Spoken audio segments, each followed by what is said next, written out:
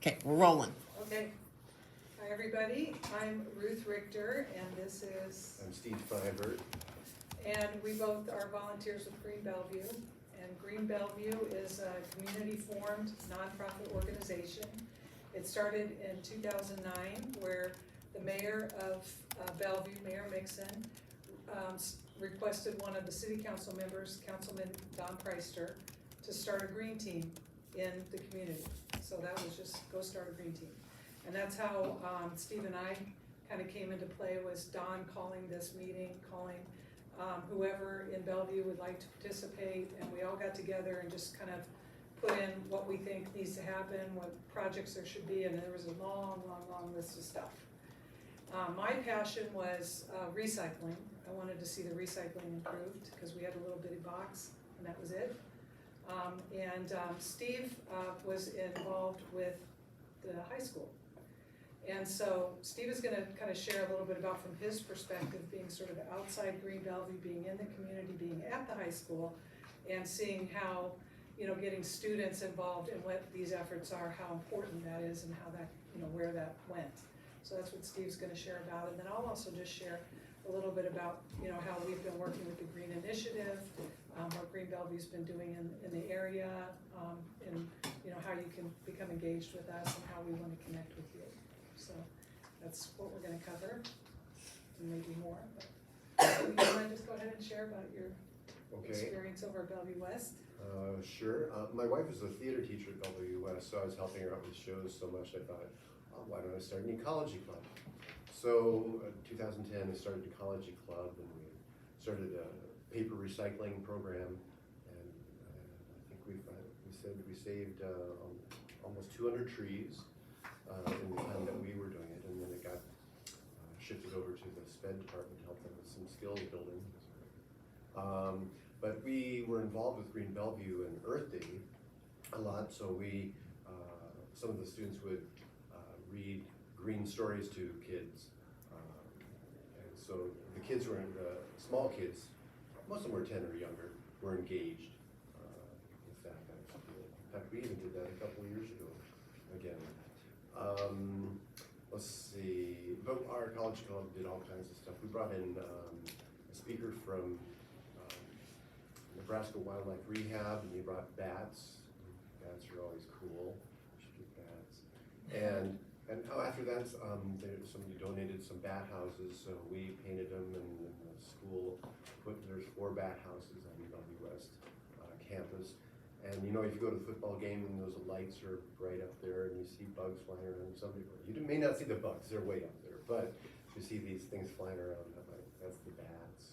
We were giving them a home. So we, let's see, what else wanted? Oh, one of our members, so I had the club for 7 years, and one of the members towards the end was Kat Warner. So she became a leader of the group just as I was leaving the group to stay on, but she became a student representative to the Green Bellevue board. She kind of caught fire while she was there. I mean, not literally, but I mean, she caught fire. She got very engaged, very loved to do what they did, went to all these programs. So we have monthly programs, educational programs. So experts come in and do talks. And lately they've been, I guess, Zoom, and we're in transition back to in person. But she got to hear so many different things by so many different cool people that she got very involved. So when she got to UNL, she had a double major in environmental studies and business, and now she's somewhere in Germany. In the process, she also became while she was at UNL, became a full board member. Helped us guide the process. But And she was also instrumental in stopping the balloon release at UNL. yeah, she was very active. Just, I couldn't get some of the programs. I was going to mention some of the programs because I think that's what got her fired up. There were a lot of things. There's so many things that she got to do.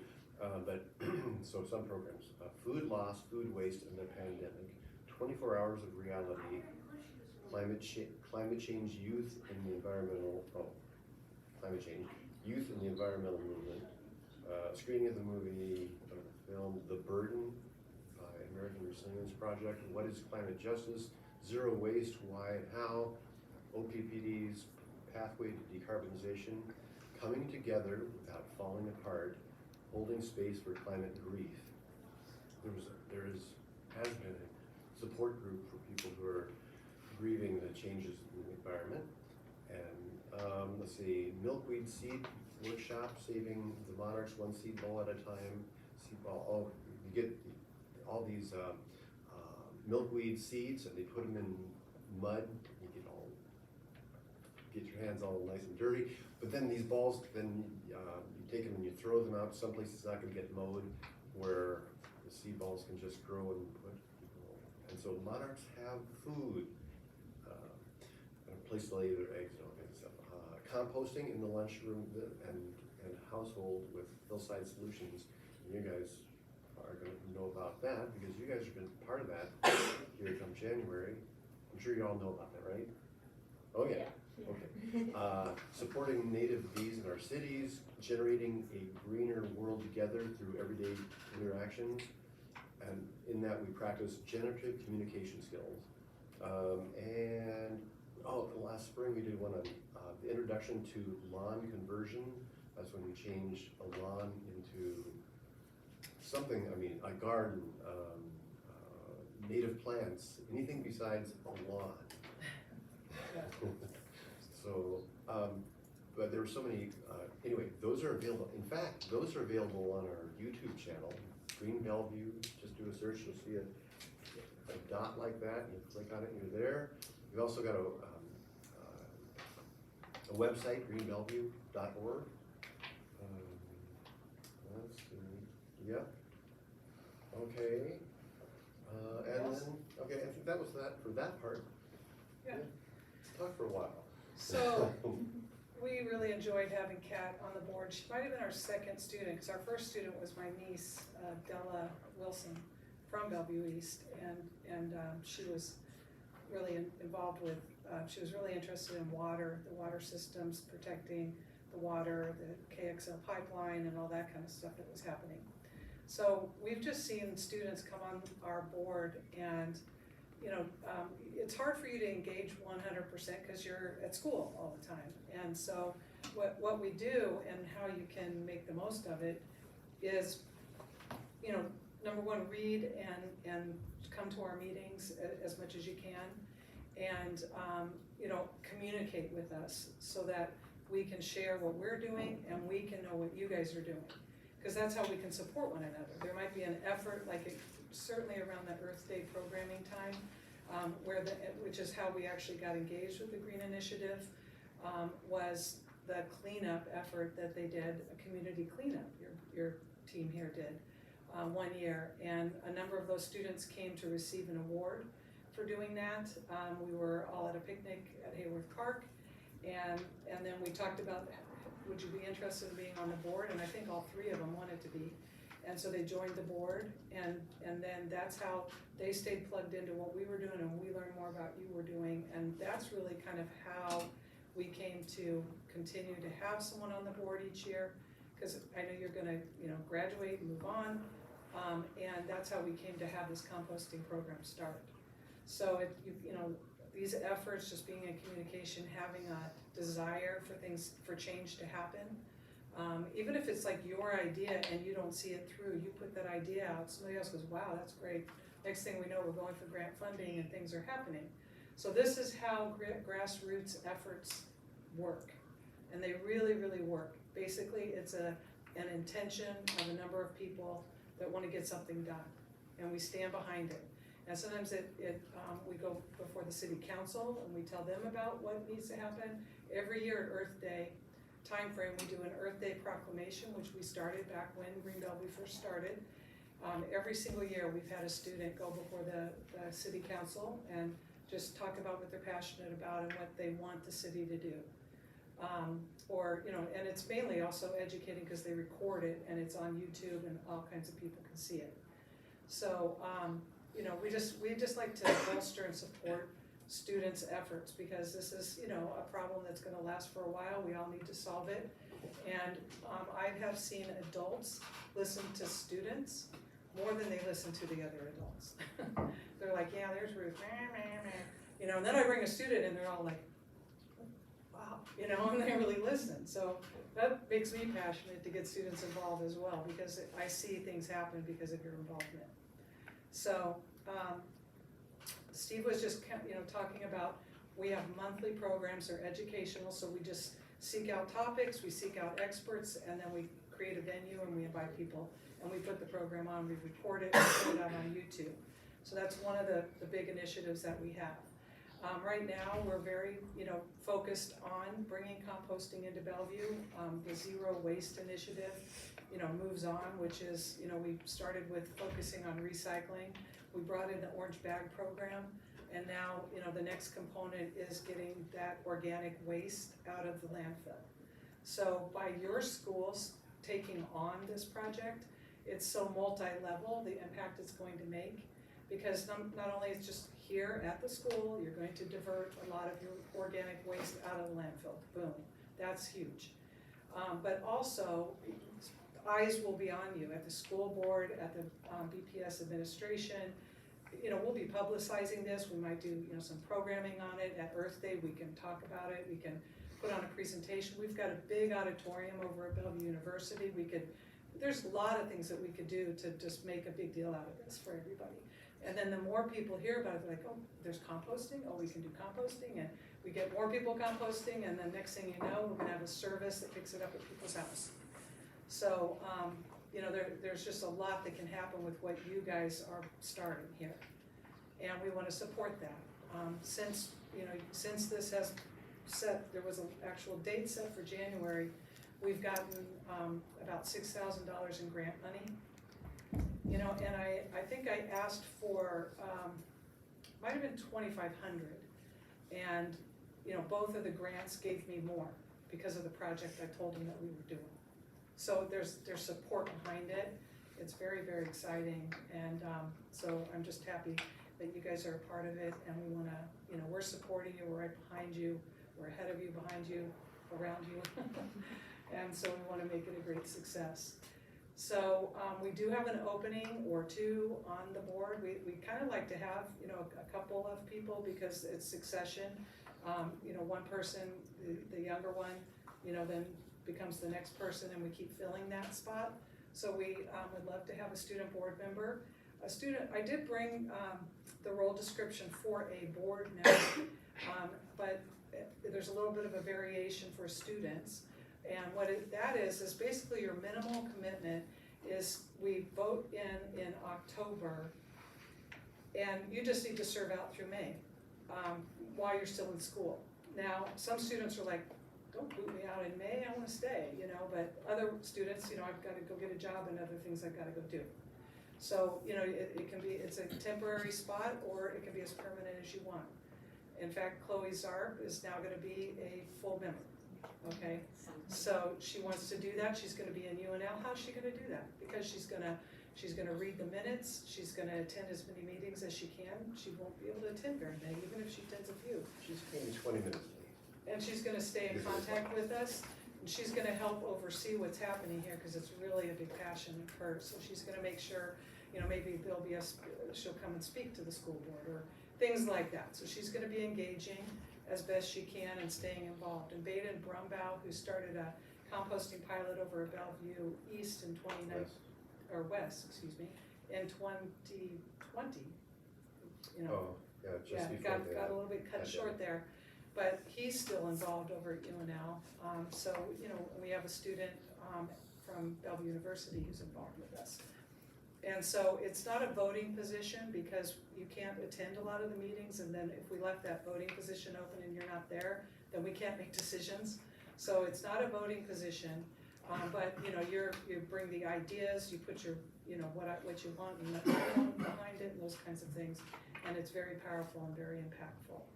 So I hope somebody considers doing that, and you can just talk to me more about it offline. But in any event, we're connected with you guys. So just by nature of what's been happening. I'll share the video. I'll put it on YouTube. I'll share the link and I'll put your emails Okay, so that students can reach out okay. for interest. But the We'd like to be vote, involved with all of you as far as involvement with Green Bellevue, whether it's the educational things or you come plant a tree or help us with the garden. But we know you've got a lot of things to focus on here. We don't want to distract you from that. It's just if your time allows. So all that kind of involvement is whether or not you're a rep. But like Ruth is saying, get a junior or a senior, that would be awesome. There's benefits to you. It benefits you personally. It's good for your resume, and gets you closer connected with a lot of people who are very green. There's Green Bellevue can help with, or you can help with Green Bellevue's efforts. That helps us, but we can also support you in what you do here. But you're linked, so you'll know what's going on there, and you can keep your club connected and the school connected. and so when is the board decision meeting? October 8th. Okay. October 8th, So if they wanted to be on the board, they should try to attend that one. that'd be great. And what is that on a It's gonna be Sunday? at Bellevue University A Sunday. on a Sunday. Sunday, Yeah. 1:30 to Okay. 3. It's our annual membership meeting. It's in their main auditorium. in Okay. Humanities. I'll share that information too. So theoretically, could a student just show up that day? Oh, yeah. Okay. Even if they hadn't necessarily reached out to you prior? So, does anybody have, we have a huge topic, so, we're not gonna start at the beginning and go to the end. Just trying to hit on what we thought you might be interested in. Does anybody have any questions or, yes? Yeah, so, I was speaking at the school board Oh, meeting yes. on October 2nd, and I was just wondering, what you think the biggest, issues with Bellevue, I just talked about. So you're gonna speak to the school board at their budget meeting? Yeah. Okay. I would, just ask them about the styrofoam plates and, that we know. Great. And we could maybe talk about some more details about to present, what's happening to those in the landfill and how long they're staying. And that we really want them to look into moving to composting, compostable plates. Compostable trays? Yeah, trays, yeah. Is That's, Omaha South is already doing that? well, the entire OPS uses compostable plates, even though not every school composts. Right. OPS has the grassroots school effort like we're doing here. So there's a number of OPS schools, but it's not OPS that's contracting it. But they do have compostable plates, and we've already told them that. I'll give you a report that I gave them earlier, that I gave them, and maybe just, you can say some of those points in there too. Just to update them on what we're doing. The thing about, so having this program, whoopsie daisy. Sorry. Bringing in a program that's not contracted by the school system, they're kind of like, okay, you've got this extra program, what's it gonna do, and where are you headed with it? And that's what we're all wondering, we all wanna make sure that it's a sustainable effort, that it's not just this club that started it and now it's over with. None of us are in it for that short-term game, or game. So, what my report to them said was that we are, that we're gonna study the benefits and that we're gonna present the benefits, and then we hope that they'll be compelling enough to make a bigger change within the community here, within the school system. So that's kind of the bigger ask for them to, just be willing to participate in that. And we met on the September meeting. Yeah. And I spoke at the Green Bellevue meeting just about bringing the composting to the schools. And Miss Centennial, one of our board members for the school, was there. And her biggest thing was saying that sometimes because board members are elected officials from this community, they're not necessarily plugged in directly to the schools, and it's a volunteer position, right? So they do what they can within the realm of their board role, but they're not always necessarily privy to or informed on the goings on at the school level all the time. And so some of the board members might not be aware, unless Ruth hadn't, shared that we even have styrofoam trays. And to just enlighten them on that, this is what we have. Here I am, a student of your, of the district that you're representing, that wants to see these changes take place. And I know that my family supports that, because what she said is that she'll talk with members in the community and they'll say things to her, but unless they're bringing it to the board, they're like, well, the community members I talk to aren't saying anything, right? So we want to be the squeaky wheel. We want to be persistent and have multiple students present to say, here I am, a student of your school district, asking for us to move forward with green initiatives like composting and compostable trays, and finding places in the budget for this, because this is important to my generation, because this impacts my generation far greater than it does everybody else on the board. And what better place to do it in is within a school, so everybody gets taught this now, so that later you can make change in every single place you go. So it's something that everybody wants. It's just that there's a lot of demands, and so they get, this type of thing gets risen up when there's interest, and that's what you want to do, is show the interest, and that's going to be perfect. So. Any other questions for Ruth or Steve? So everyone in here is on the green initiative, or? I think Jupiter is not officially. Yeah, She tags along and helps out I occasionally. linger. And then the CO. But yeah, everybody else is. Okay. But I did have a question for you. I was talking with Mr. Bacon about the rollout in January and how Hillside's gonna be here for that first week. But in order to ensure more strength of the program itself, do you think there are members of Green Bellevue, either the board or just that attend, that would be willing to be volunteers that second week to monitor the stations, just to help and be in the school and help with the organizing and the sorting at the It'd be during stations? the lunch periods? Yeah, just during the 3 lunches for a week. Possibly, we could Okay. see what we can do. I was gonna say, is that something that you can maybe bring up and say, is there interest? Just cause we get tapped here as far as staff wise of who can be where. Yes, yeah. And so if we can just amplify that Yeah, it'll feel support. better if we have more That- of a team. Yeah, at least while we're rolling it out, Yeah, just sure. to keep the momentum going, so that hopefully eventually it kind of continues on its own Yeah, with the minimal monitoring that we currently have. latches in, yeah, okay, we'll look into that. Okay.